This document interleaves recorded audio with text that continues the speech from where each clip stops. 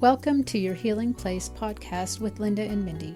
It is our desire to address common concerns of how abortion and faith intersect in order to validate the emotional pain and grief that abortion can bring and give hope that recovery is possible.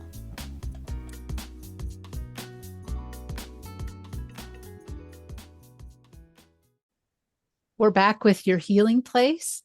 And today we have a special guest with us, Ginger McKinnon. She is on board with an Even Place as a leader, our On Even Ground support group leader. But today we're going to start doing something different. And I'm going to turn it over to Linda to take this segment. You know, Mindy, I was reading this morning in Psalm 107, and verse 2 says, "Let the redeemed of the Lord tell their story, those he redeemed from the hand of the foe." And as we talk about our healing, there is power in testimony. Mm-hmm. There is power in talking about what God has done.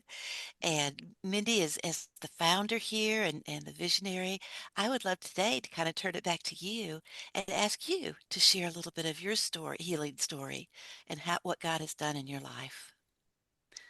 So tell us a little bit about your upbringing, where you came from, and what led you up to facing the abortion decision. Well, I always say that abortion doesn't come by itself, that there's always things that kind of propel you onto that road and onto that journey. And sometimes they start young in life, and mine did.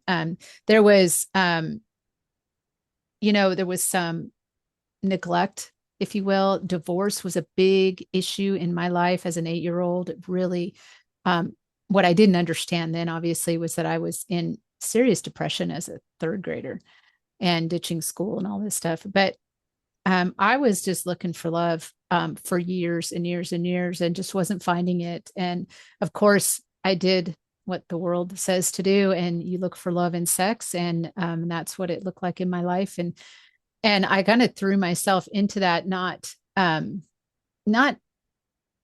because I enjoyed it so much in the sense of I didn't like how I felt after, but I so desperately needed those moments before, when that's how I kind of defined love, was those moments before sex when the guys are really nice to you.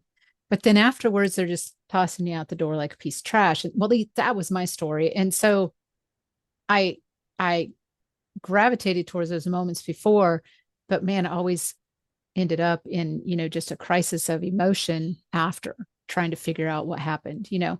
But in the course of doing that and living my life that way, I ended up finding myself pregnant.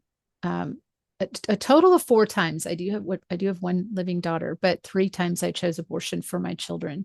And I always tell people that while I wasn't a Christian and I didn't have a moral compass, I I did know what pregnancy was. We lived in Denver, and my mom was a nurse in a preemie unit, which they call a NICU now, but at the time that wasn't what it was called. And I went down there and visited several times and saw these tiny, tiny little babies that would just fit in the palm of your hand. They were so tiny. I always knew pregnancy equals babies equals a human life. That was never in question for me. And so to have an abortion went against everything that I knew to be true. I just didn't have any conviction towards life. I didn't have any value in life because I didn't have any value in my own life. And I certainly didn't understand God's value in life. And so I had 3 abortions. And by the time I had the question before that in my life was always, because of the way people treated me, is how could somebody who's lovable be treated this way, in such a manner? And after the third abortion, my question shifted and changed to how could somebody um, do this to their children? I must not be lovable. I mean, it kind of became a cemented lie in my head. And I just threw myself headlong into what I felt like I deserved. And that was the pain of the life I was living. And I just continued down that road. I know And many listening to us right now can really identify with that looking for love. I think for many, many of us, yeah, that is the key, and Satan does a bait and switch on us. He tells us it's going to bring love and it doesn't. It just spirals out of control. Um, so can you tell us a little bit more about the abortion decisions, why you made that choice? It was pretty much out of fear. I mean, I didn't want people to know I was sleeping around. I mean, what greater Hmm. evidence than pregnancy when I'm not married, right? I even though reality of as I look back, probably everybody knew anyway, just because of my lifestyle, my behavior, the words I used, those things. But somehow I lived in this um idealized kind of fantasy thinking that somehow my life was a secret. And yeah, it was pretty much fear, every single one, either fear of losing the relationship with the father of the baby, or and abortion would keep that together, and of course it didn't, or it was uh, fear of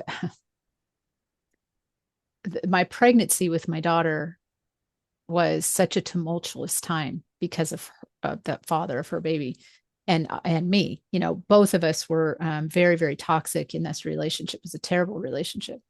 I didn't think I'd survive another pregnancy like that because I had, so it was another one is fears. I just didn't think I'd survive the pregnancy. Mm. So she was the final pregnancy or in between there She somewhere? was in between. Yeah. Okay. Okay.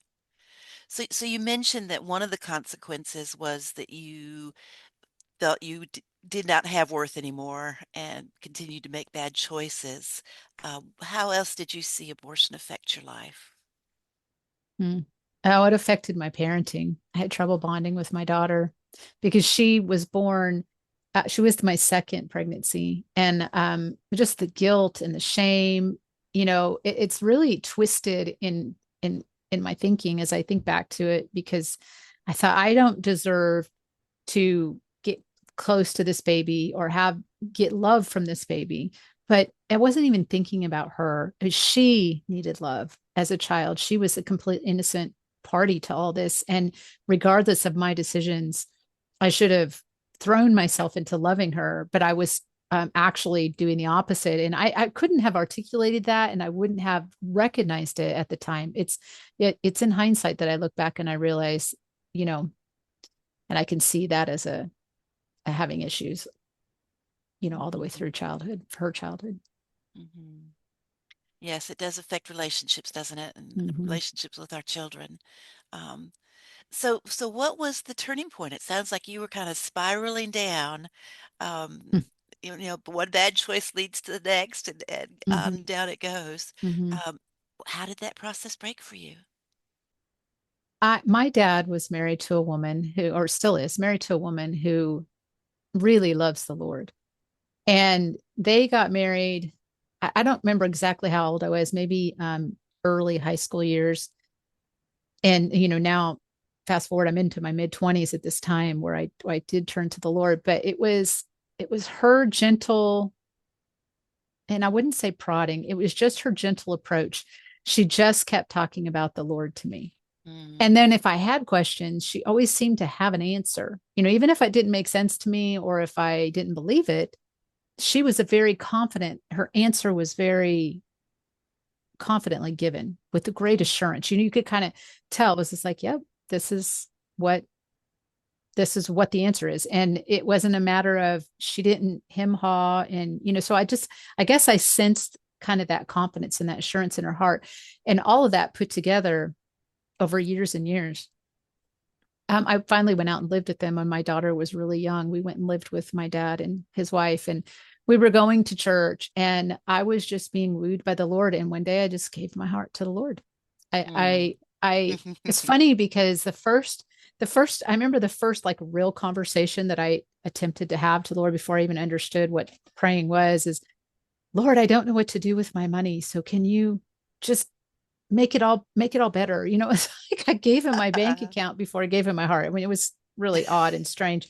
But that day that when that day came, I remember coming home from church that day, and I didn't want a lot of attention. So I wasn't the one to get up and go to the altar. But I came home that day and I said to my stepmom, I said, I gave my heart to the Lord. And I know she was trying to control herself and not, Do happy dance. yeah, yeah, make me like embarrassed. But she was like, oh, wow, we're sisters in Christ. Yeah, it was really sweet. And so I was like, okay, I don't know what that means, but you're my stepmom, it was kind of weird, but yeah, that was like Oh, and she did she know about the abortions at all? Was that not at even that on time. your radar at that point? Actually, oddly, no. She did not know at that time. Probably, it probably did bother me, but it was after I got saved that she started saying, "Hey, what about you want to try this Bible study with us? You want to go to this prayer group, And I did. I started doing all these things with the church people. I did not have any context at that point of really what church was about.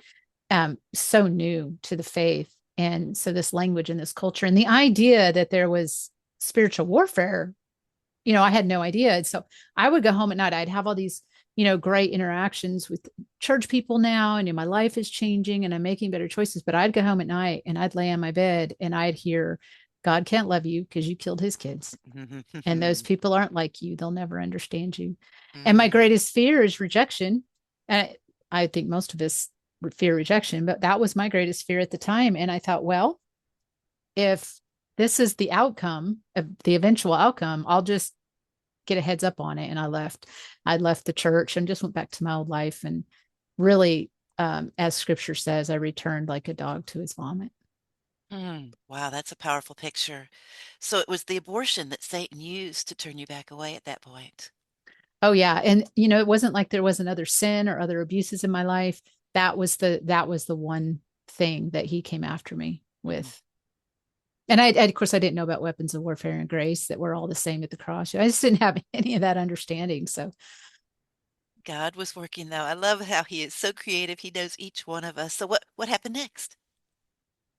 well, I did. I went back to my lifestyle, my old lifestyle, for about a year, and I was miserable, but it was familiar. I knew how to, I knew what to expect. I whereas this other clothing that I was wearing in the church, I didn't really know how to wear it. It felt uncomfortable, and I didn't know what to expect. I didn't know anything. So I just went back to what was familiar. And anyway, a year later, um, I found myself in a different state in a different church. And um, really, well, I wasn't quite in church yet, but really wanting to go back to church. And so I did, my stepmom actually found me a church locally and I went and, I really enjoyed it. But one of the reasons why I left the church in the first place, I guess I should add, is nobody was talking about their struggles. Mm. Everybody was just okay. Everybody was, Mhm. life was good. And I thought, that's not me. Like, am I the only one that struggles? And so when I walked away from the Lord and I came back, because he was wooing me, I can look back now and see, I just didn't know his voice yet, or I just didn't know all these things yet.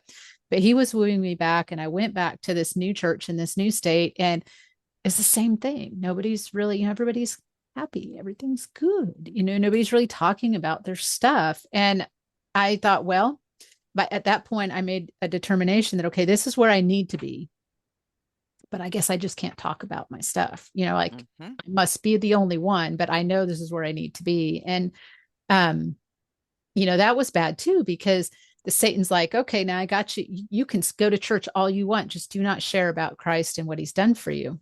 Well, where's the power in that? There's no power.